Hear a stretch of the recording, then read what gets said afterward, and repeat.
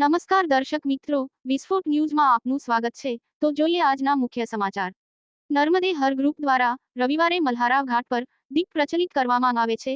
સાથે સાથે માં નર્મદાજીને ચુંદરિયા અર્પણ કરવામાં આવે છે ને નર્મદાજીની મહાઆરતી કરવામાં આવે છે. આ ગ્રુપ દ્વારા રવિવારે આ કાર્ય કરવામાં આવે છે છેલ્લા 4 વર્ષથી. રિપોર્ટર વિરાટ જોશી.